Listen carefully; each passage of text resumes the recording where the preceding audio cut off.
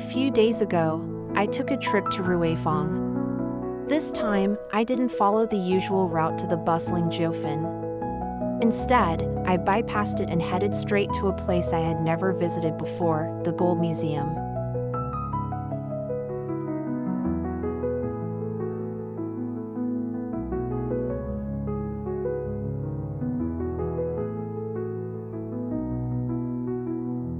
Compared to Jiufen, the Gold Museum was much quieter, almost like a corner of the world forgotten by time.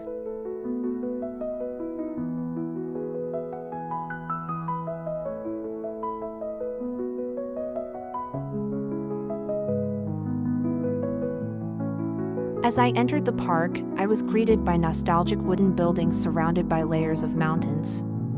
In front of them stretched the majestic Yinyang Sea.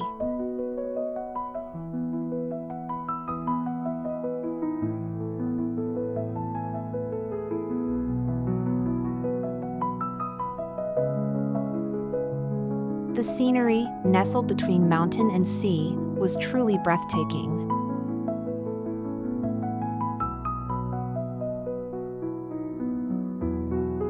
The air was thick with history, and I found myself naturally slowing down, immersed in its quiet atmosphere.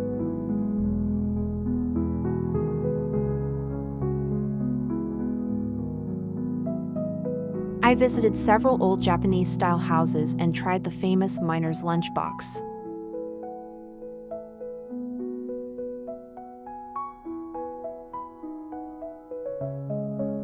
The meat was tender and flavorful, surprisingly delicious. It made me wonder, could the hardworking miners of the past really have eaten meals this good? Something about it felt off.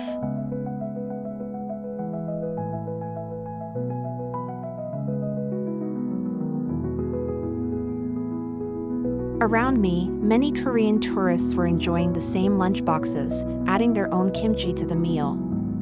It was a peculiar scene, curious and slightly out of place.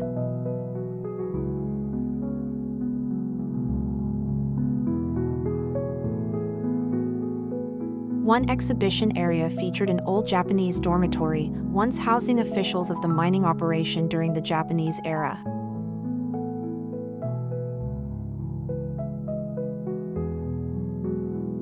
As we entered one of the bedrooms, I noticed from a distance a yellowed blanket lying on the bed. Its color was strange, the kind of yellow you'd only see in certain unsettling places.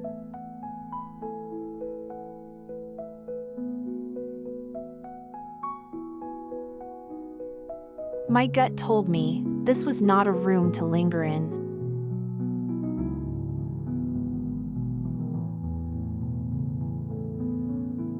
I continued my walk outside. I much preferred the old houses and ancient trees outdoors.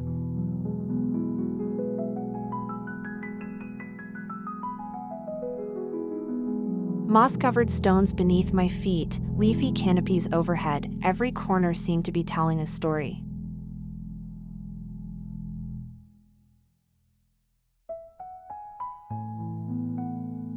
In the distance, I could see Teapot Mountain with its layers of ridges, offering a sense of serenity.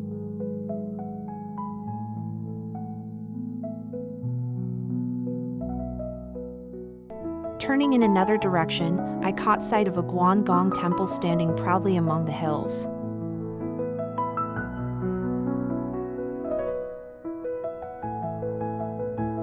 I couldn't help but marvel at how this mountain town exudes both grandeur and mystery.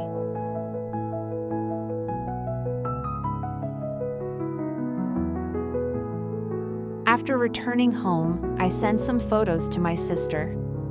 She mentioned that the place is known for ghost stories.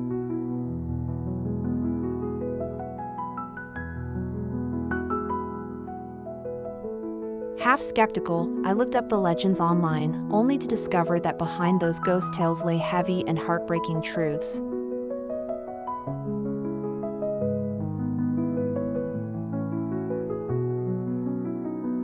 Many of the ghosts were actually young men in their 20s, prisoners of war during World War II, who had been buried in the dark depths of the mines.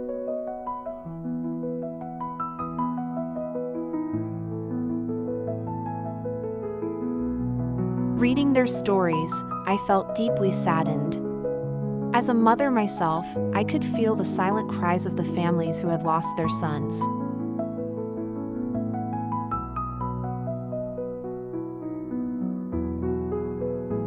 Today, the Gold Museum is a tourist attraction, but should we visit with more reverence and respect?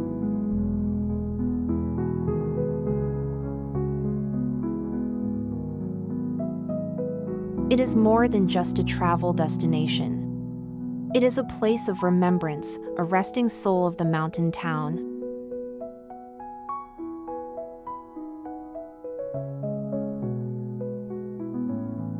Those miners never tasted the luxurious lunchboxes we enjoy today. For them, survival itself was a miracle.